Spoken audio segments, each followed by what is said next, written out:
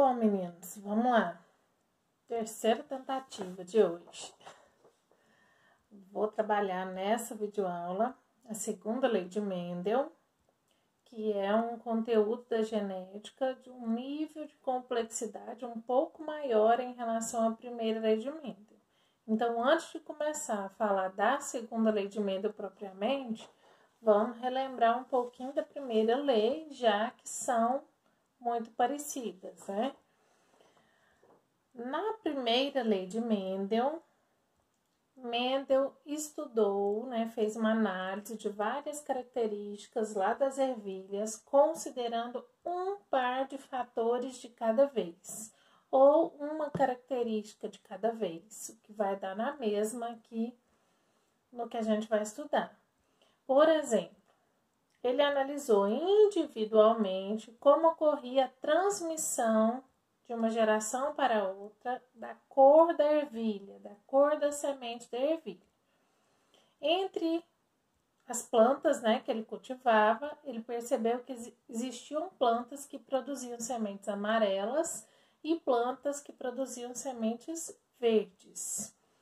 De acordo com os resultados que Mendel obteve, a gente já sabe que a cor amarela é dominante e a cor verde é recessiva.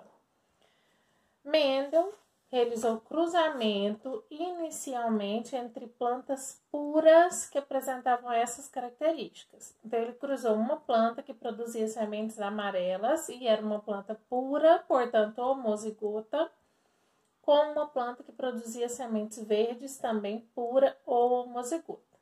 Como resultado, Mendel obteve na geração F1 100% de plantas que produziam sementes amarelas. A gente sabe que essas plantas resultantes do cruzamento entre duas plantas homozigotas era uma planta heterozigota.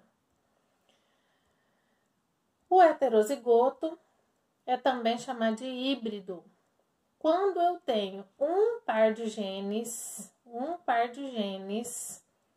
e o indivíduo é heterozigoto para esse par de genes, eu posso dizer também que esse indivíduo é um monohíbrido. Ele é híbrido para um par de fatores, para um par de genes. Por isso, ele é um monohíbrido.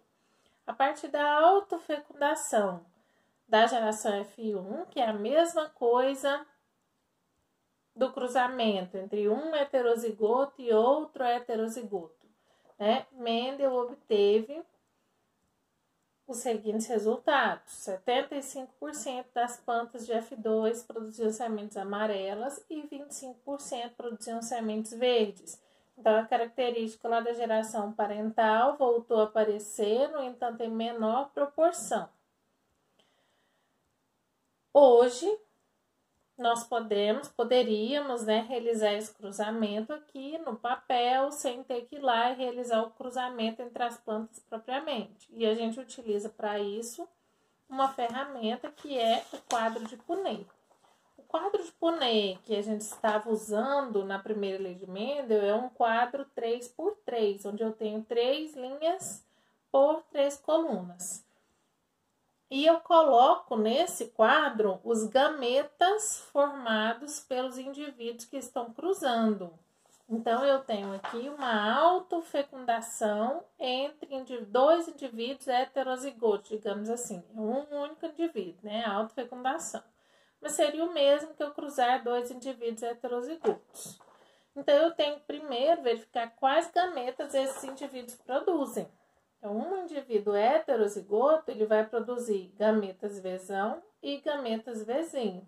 E isso de acordo com a primeira lei de Mendel, ou lei da segregação dos fatores, que diz que os fatores do par se separam na formação dos gametas.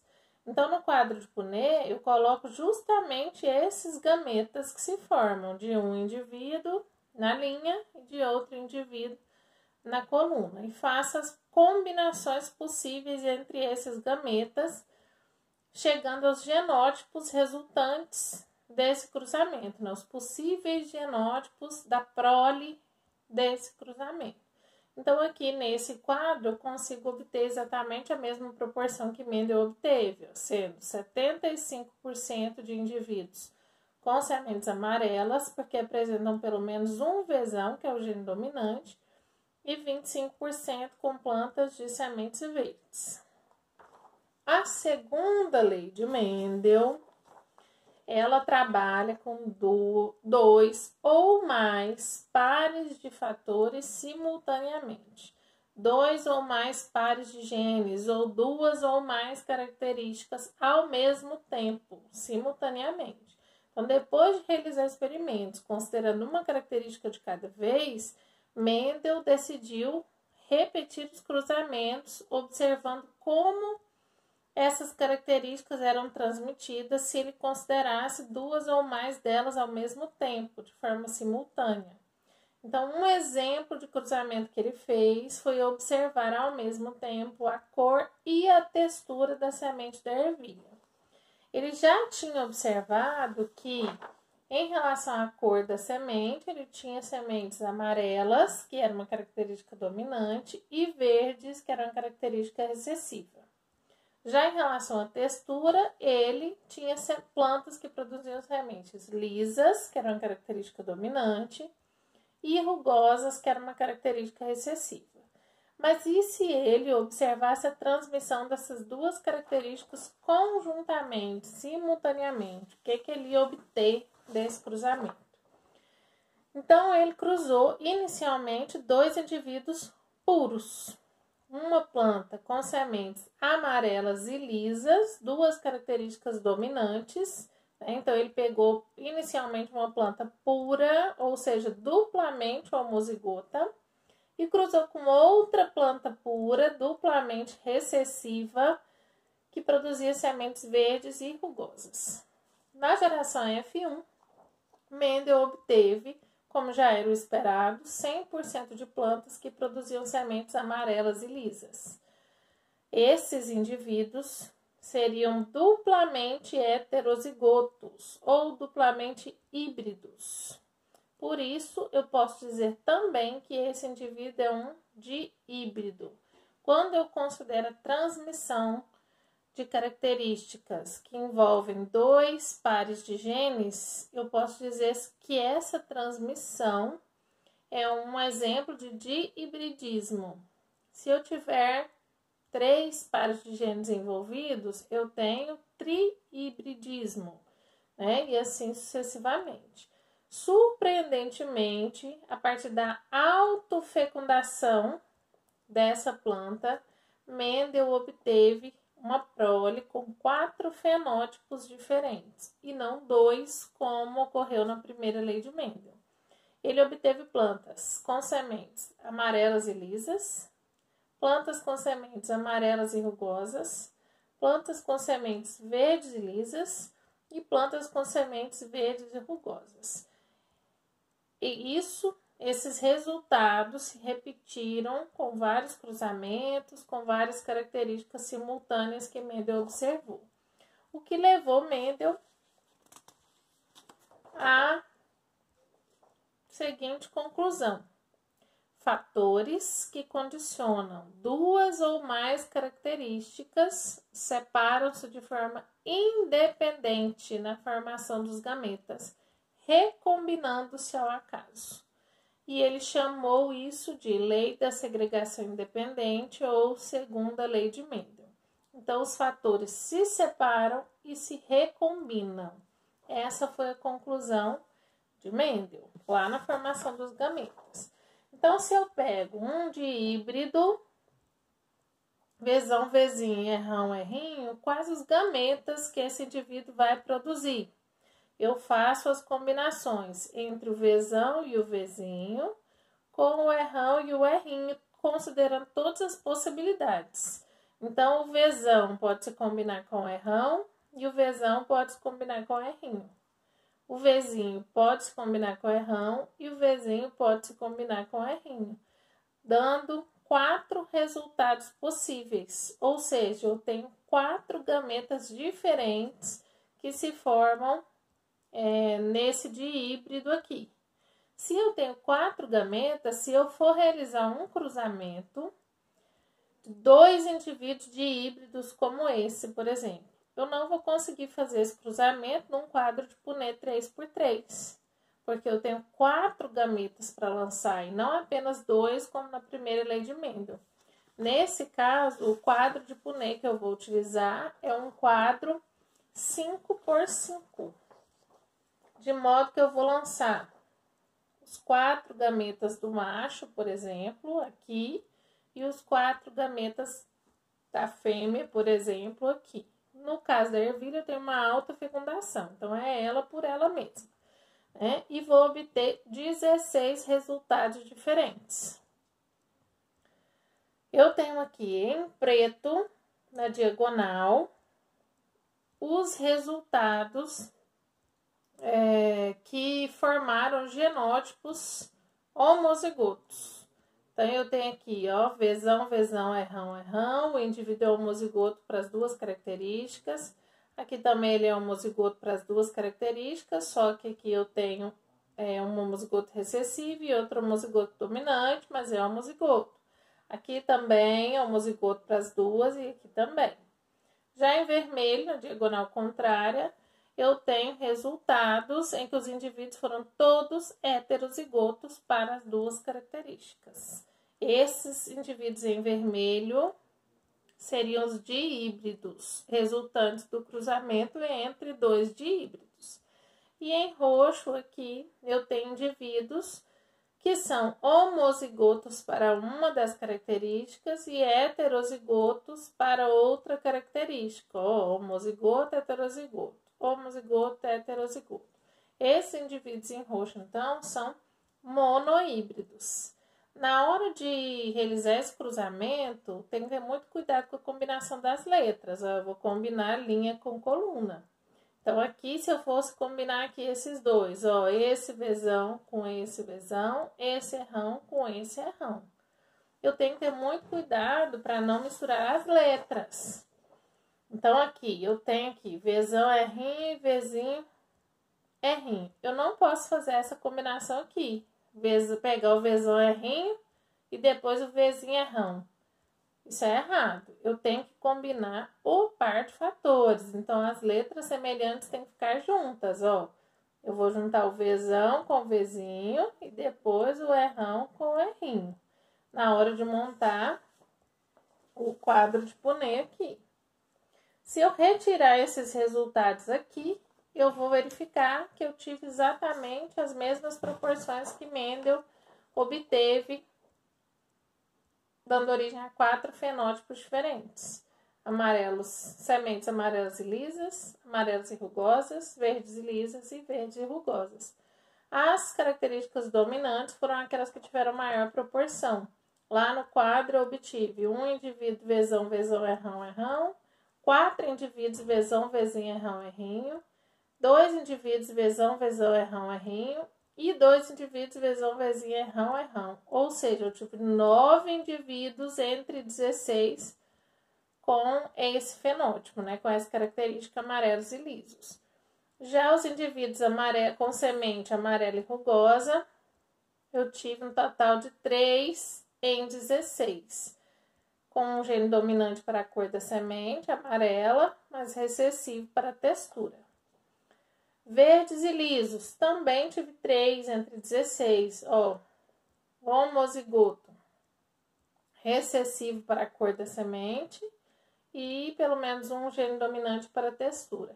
E tive apenas um indivíduo totalmente recessivo com sementes verdes e rugosas. Então, a proporção que eu obtive fenotípica, a proporção fenotípica que eu obtenho na segunda lei de Mendel, resultante do cruzamento entre 2 dihíbridos, é sempre essa, 9×3×3 para 1, utilizando um quadro 5×5.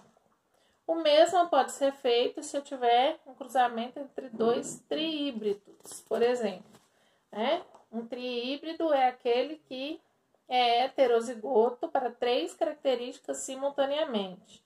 Então, por exemplo, o indivíduo que tem semente lisa, vagem verde e flores púrpuras, sendo heterozigoto para as 3 características. Ele teria, então, esse genótipo.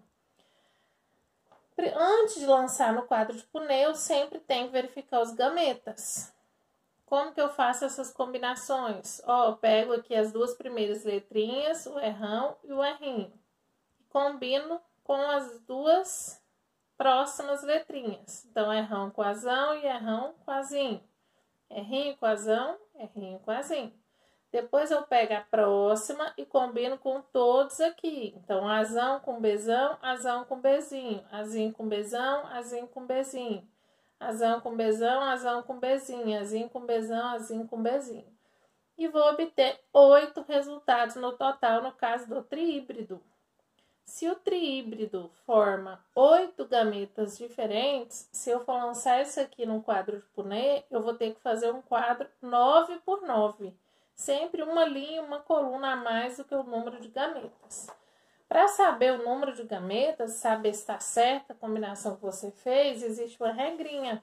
A gente utiliza sempre, para determinar o número de gametas, eu vou utilizar sempre essa fórmula matemática, 2 elevado a n, onde n representa o número de pares de fatores ou o número de características. Então, o tríbrido ele tem 3 pares de fatores ou 3 características diferentes. Então, 2 elevado a 3, que vai dar 8 gametas.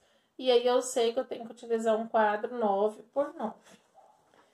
Mas sempre eu vou ter que usar esses quadros grandes para fazer esses cruzamentos. Vai depender muito do exercício, né? Esse é o exemplo do maior quadro, que é o cruzamento entre 2 indivíduos híbridos para todas as características. Mas nem sempre o indivíduo vai ser híbrido para todas as características, né? Então, um exemplo de exercício que envolve a segunda lei de Mendel, mas que não necessariamente eu tenho que fazer aquele quadro daquele tamanho. Uma fêmea de porquinho da Índia, de pelo curto e preto, heterozigota para as 2 características. Então, se ela é heterozigota para as 2 características, eu já sei que essas 2 características são as dominantes, pelo curto e preto. Cruzada com um macho de pelo curto, também heterozigoto, mas branco. Então, ele tem uma característica recessiva aqui.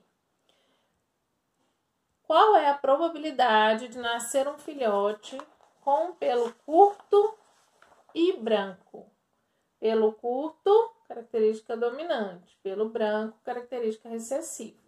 Primeira coisa que eu tenho que fazer é verificar os gametas. Eu tenho 2 opções para resolver um exercício desse. A primeira opção é utilizando a segunda lei de Mendel. A fêmea tem pelo curto e é heterozigota e é preta heterozigota. Gametas dessa fêmea: elão, elinho, combinado com bezão, bezinho. Eu vou encontrar 4 tipos de gametas. O macho tem pelo curto e é heterozigoto, mas é branco, é homozigoto recessivo. Então, eu vou combinar o elão, elinho com bezinho apenas. Se é apenas com bezinho, eu vou encontrar gametas iguais aqui e aqui.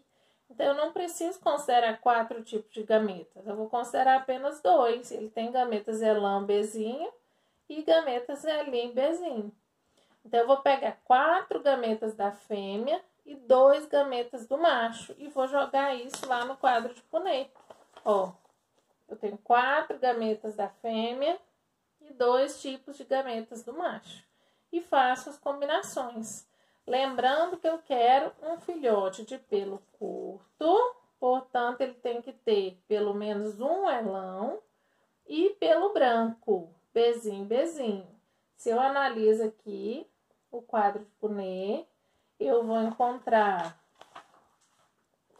esse e só, né? Esse, que tem pelo menos um elão e bezinho, bezinho. Vou encontrar um elão, elão, bezinho, bezinho e 2 elão, elinho, bezinho, bezinho. Ou seja, eu tenho a proporção de 3 para 8. Lembrando que ali eu não tenho 16 resultados, eu tenho apenas 8, porque eu considerei apenas 2 tipos de gametas do macho. Então, a chance, né, desse filhote nascer com pelo curto e branco é 3 entre 8. Uma segunda opção de resolver esse exercício é utilizando a regra do E e calculando as probabilidades considerando a primeira lei de Mendel, um par de fatores de cada vez.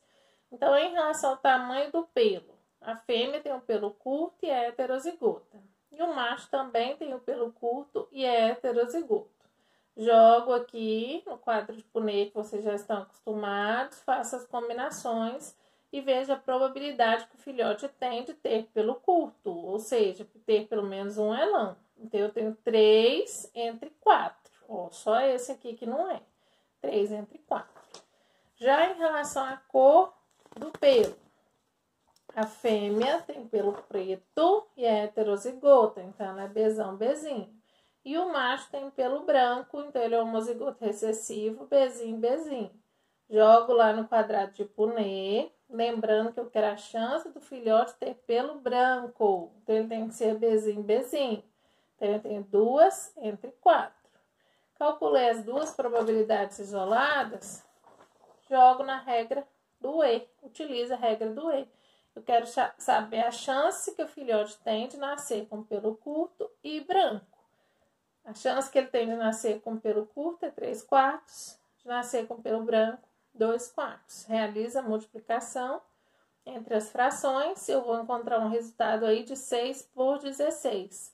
Que se eu simplificar por 2, eu vou encontrar 3/8, exatamente a mesma proporção que eu encontrei utilizando lá a segunda lei de Mendel.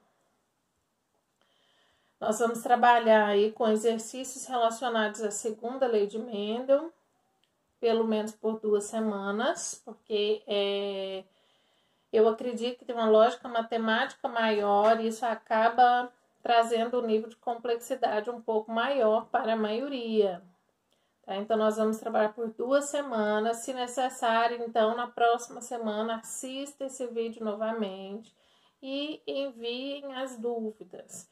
Vou estar sempre colocando um outro link também, um link adicional de uma outra pessoa, caso vocês prefiram assistir também, né? Por questão de metodologias diferentes, dinâmicas diferentes, às vezes você tem uma maior facilidade ouvindo outra pessoa. Então, vou estar sempre passando esse link. E vão me procurando, estou disponível para dúvidas, ok? Então, até mais.